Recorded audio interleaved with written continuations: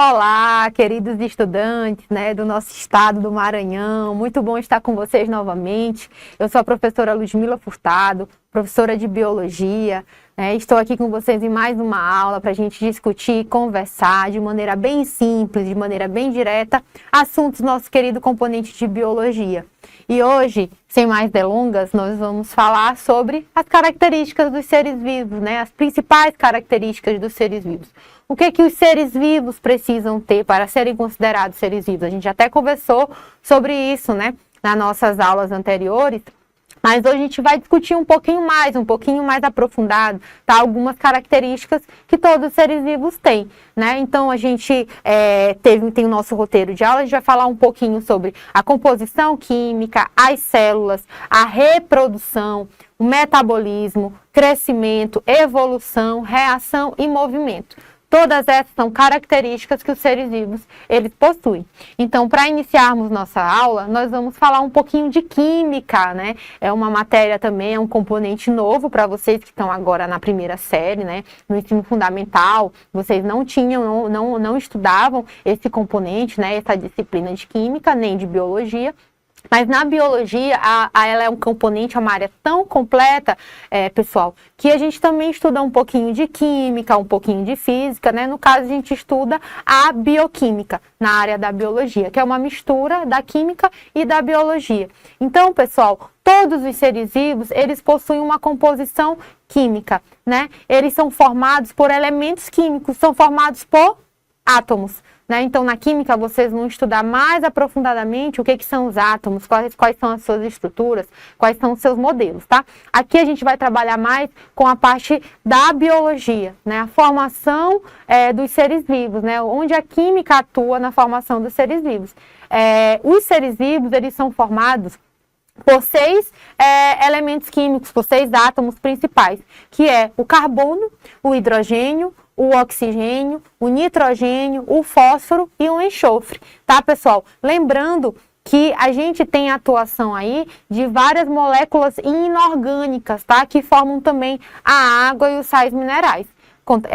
Certinho? Então, assim, a gente vai conseguir estudar isso mais aprofundado na química, tá? Fiquem tranquilos com isso. Inicialmente, é importante que vocês tenham em mente que todo ser vivo, ele é composto por átomo. Ele é composto por substâncias químicas, tá? Composições químicas, que são esses 6 que eu falei anteriormente para vocês, tá? Esses 6 componentes, pessoal, esses 6 átomos, eles se unem através de ligações. Existem diferentes tipos de ligações, que vocês vão analisar isso na química também com o professor de química de vocês. E essas ligações, elas formam moléculas, tá? E as moléculas, elas são importantíssimas porque elas são as estruturas básicas, tá? Para a formação, então, das nossas células, que é a estrutura principal, o componente principal, o objetivo do estudo da biologia. Então, essa união desses átomos através de ligações, elas formam moléculas, e a união dessas moléculas, por exemplo, a água, aminoácidos, eles formam estruturas que vão, então, dar origem à nossa célula, tá? Então, nós temos as células, formadas por essas moléculas, que são substâncias que a gente chama de substâncias orgânicas, tá? Outra característica, pessoal, que a gente também já conversou bastante, é a formação do ser vivo, que é formado por célula. Todo ser vivo é formado por célula, Então, a célula é a unidade morfofuncional de todos os seres vivos. Aqui nessa imagem, nós temos o exemplo do ser humano, Que é mais fácil da gente compreender. Mas todos os seres vivos, não só os seres humanos, eles são formados por células, por junções celulares, tá? No caso, se forem seres pluricelulares. Lembrando que os seres vivos que são unicelulares, eles só possuem mesmo uma célula. Nesse exemplo, os seres humanos são seres pluricelulares, seres formados por várias células, união de várias células. Então, uma célula, com a sua união, unindo com várias outras células, ela forma o que a gente chama de tecido, que existem vários tipos de tecido. Tecido epitelial, tecido muscular e assim sucessivamente. E a união desses tecidos, pessoal, forma então o que a gente chama de órgãos, Então, ela forma o nosso coração, ela forma o nosso pulmão. Então, a união desses tecidos, elas formam estruturas que são especializadas para uma certa função.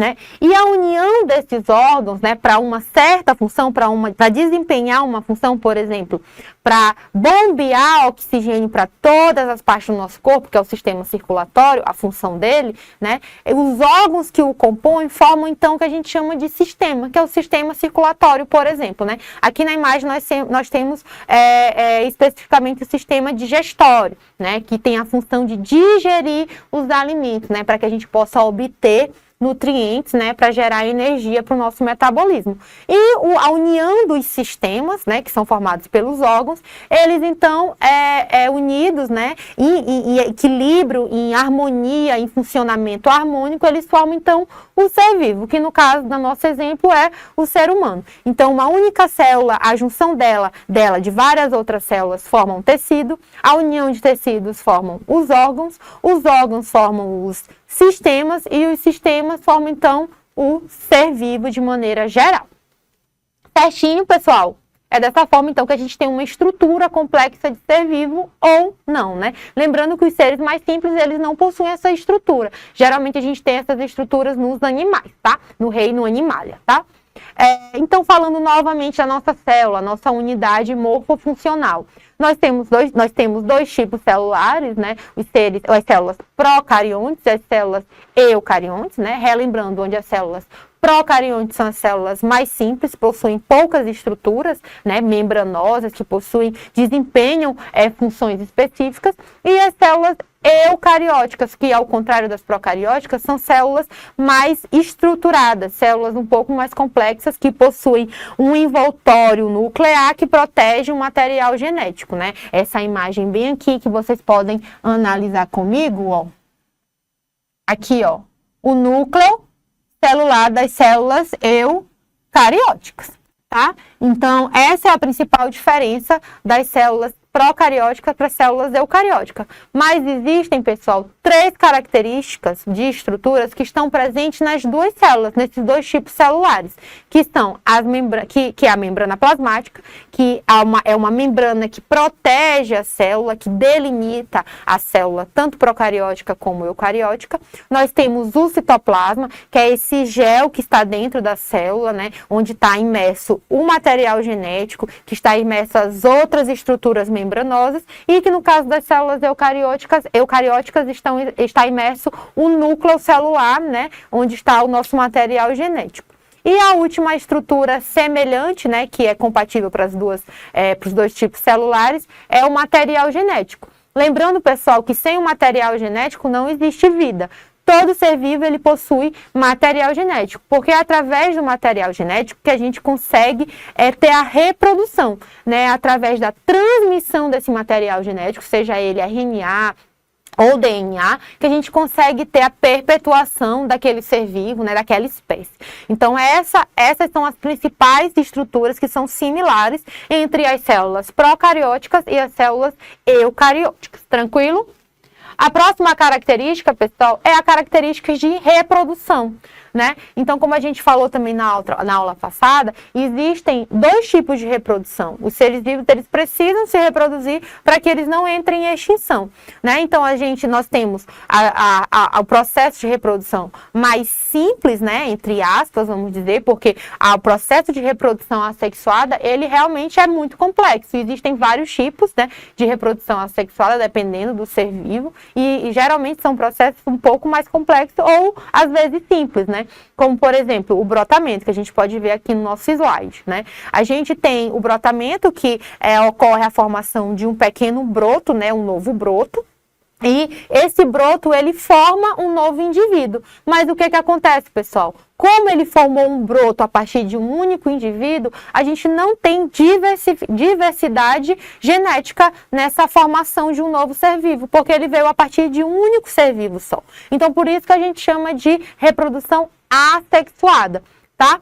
E a reprodução sexuada, nós temos essa variabilidade genética, a gente tem essa diversidade genética, porque geralmente nós temos gametas envolvidos nesse tipo de reprodução, né? No caso do exemplo aqui, o gameta masculino e o gameta feminino. O gameta feminino, o ovócito, né? E o gameta masculino, o espermatozoide, que durante a fecundação, para a formação de um novo ser vivo, ocorre, então, essa troca do material genético. Essa troca do ovócito e do espermatozoide, né, na fecundação, ocorre essa troca do material genético, aumentando a variabilidade, gerando variabilidade genética e a diversidade. Então, por isso que um ser vivo, um ser humano, ele não é igual aos pais, né?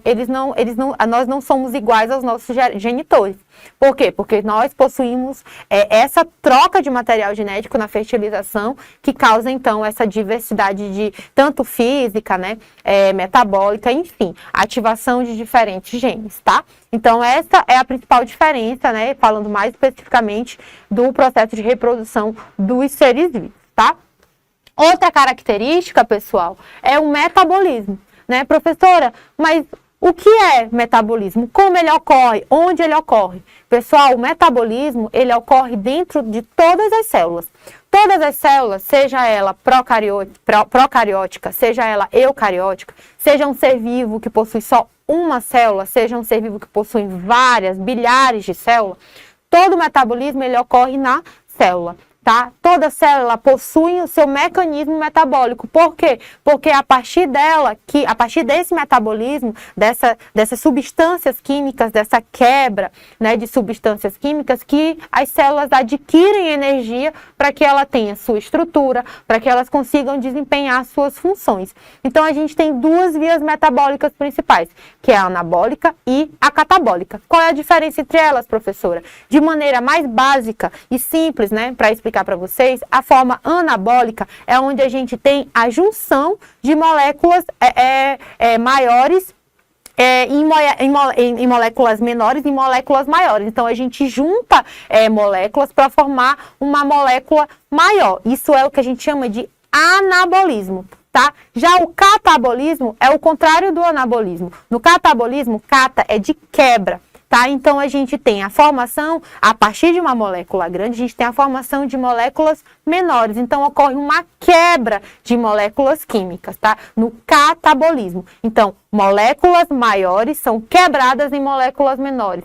Tanto que as duas, no caso do catabolismo, ela gera energia. Então, a energia ela é liberada através da quebra. Já no anabolismo ocorre o contrário. Ela precisa usar energia para que essas moléculas elas consigam ser unidas formando uma molécula maior. Então, essas duas vias metabólicas, de maneira bem simples, explicando, elas ocorrem para que ocorra, então, a obtenção de energia ou a liberação de energia, ocorrendo, então, o processo de metabolismo celular. Outra característica, pessoal, dos seres vivos é que todos os seres vivos, eles crescem, né? Eles crescem de tamanho ou eles crescem de quantidade, né? Então, a gente tem aqui na figura uma representação da reprodução bacteriana, né? Então, a bactéria, ela aumenta de tamanho ou ela pode aumentar também de quantidade, que no caso da bactéria, ela se reproduz através desse crescimento também, né? Então, primeiramente, antes dela se reproduzir, lembrem, né? A bactéria ela se reproduz através de um processo chamado de assexuado, né? Então, primeiramente, a bactéria ela cresce, pessoal. Para quê? Porque ela vai se dividir em duas. Então, para que ela consiga se dividir em duas, ocorre, então, um crescimento celular.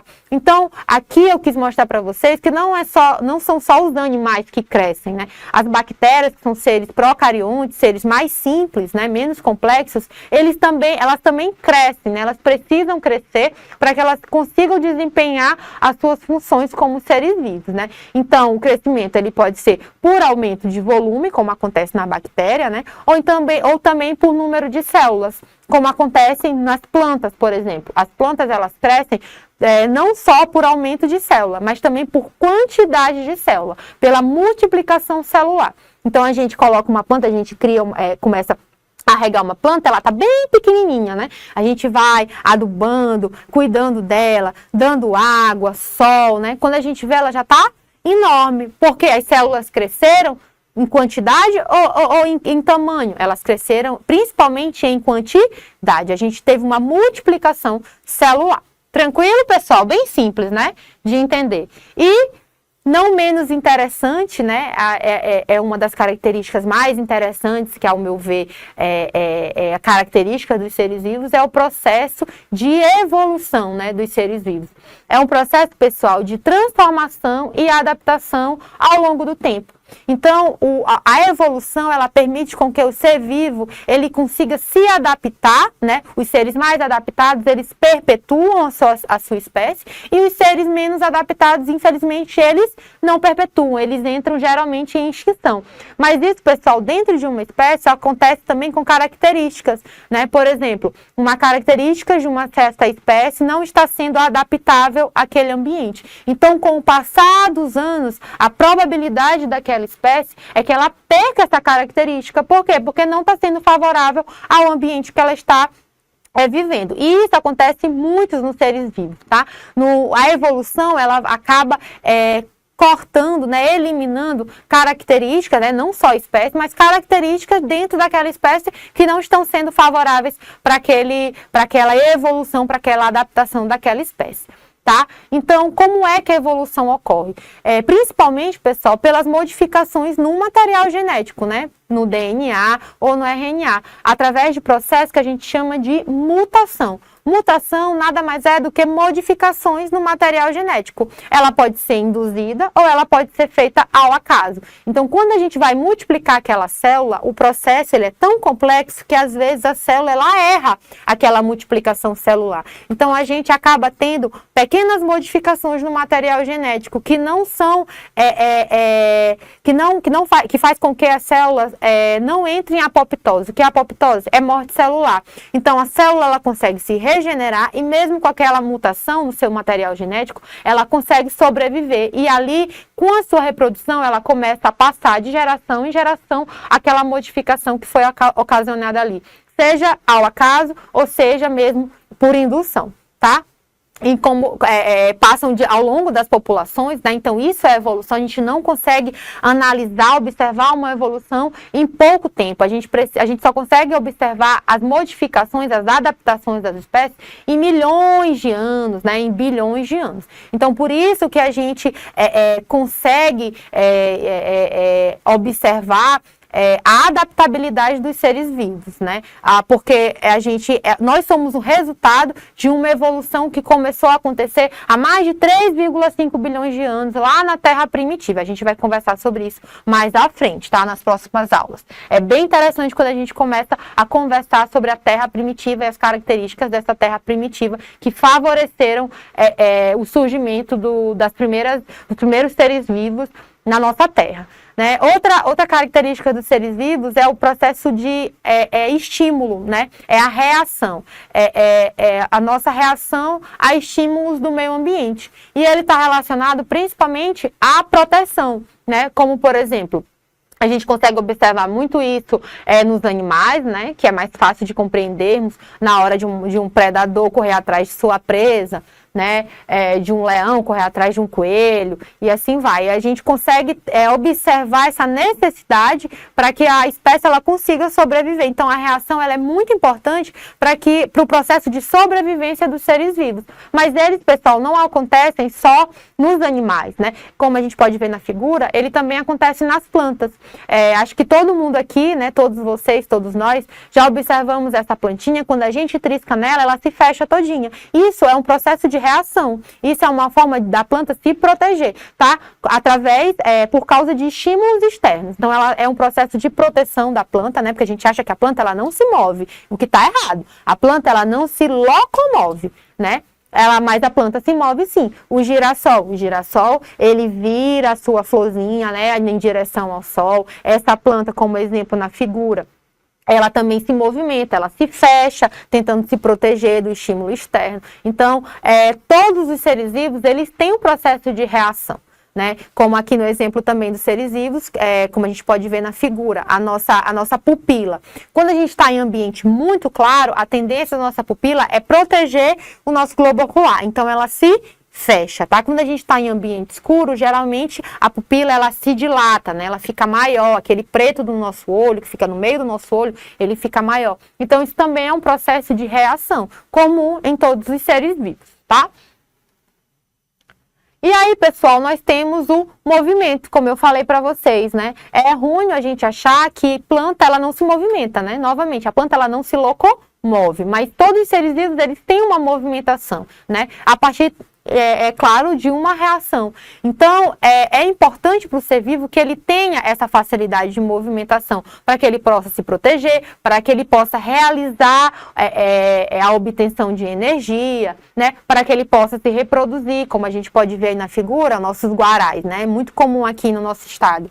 Os guarais, eles se movimentam, eles voam, né? Muitas vezes para que eles possam ir atrás de uma parceira para se reproduzir, né? Então, a alimentação ali, a gente vê o felino correndo atrás, né? Do seu alimento, né? Então, isso é movimento. A obtenção de energia, no caso da figura, a gente vê o girassol, né? Então, ele se vira para o sol, para que ele consiga fazer o processo de fotossíntese. Então, o movimento, ele também é uma característica dos seres vivos de maneira geral. Não só dos animais, dos seres vivos que se movimentam locomovendo, né? Mas dos seres vivos de movimento com relação à sobrevivência, né? Para respirar, para se reproduzir, para se alimentar. Então, pessoal, a partir dessas características que nós conversamos na aula, vamos fazer a nossa primeira questão, né? Para assimilarmos o conhecimento de hoje. Então, a primeira questão, ela nos pergunta: qual das seguintes opções não é uma característica fundamental de todos os seres vivos? Qual é que não é fundamental, pessoal? Letra A reprodução? Não, a reprodução, ela precisa ser uma característica de todos os seres vivos. Como é que os seres vivos, como é que a espécie iria se perpetuar se ela não se reproduzisse, né? Crescimento. Ela né, uma característica intrínseca dos seres vivos, né? Porque os seres vivos, eles precisam crescer, seja em tamanho ou seja em quantidade. Movimento constante e visível? Não, pessoal, então essa é a nossa resposta certa, né? Lembrando que ele quer a não, né? A que não é verdadeira. Então, nossa resposta certa da primeira questão é a letra C. Nem todo ser vivo, ele precisa de movimento constante e visível, né? E metabolismo, sim. Todo ser vivo, ele possui metabolismo celular. Tá? Então, a resposta certa da nossa questão é a letra C, tá? Movimento constante e visível. Nem todo ser vivo ele precisa de movimento constante e visível, tá? Nossa última questão, para a gente encerrar essa aula de hoje, qual processo permite a troca e recombinação de material genético, tá? Troca de material genético, utilização geralmente de gametas, variabilidade genética, tá? Vamos lembrar ali da nossa aula. Letra A, reprodução assexuada. Será que a reprodução assexuada ela permite a troca de material genético? Não, né? Lembrem que a reprodução assexuada, o ser vivo que foi gerado a partir desse processo é igual ao seu parental. Não tem modificação, não tem variabilidade genética. Letra B, metabolismo. Metabolismo não tem nada a ver com reprodução, né, pessoal? Nada a ver com recombinação genética, tá? Reação também não tem nada a ver com reprodução.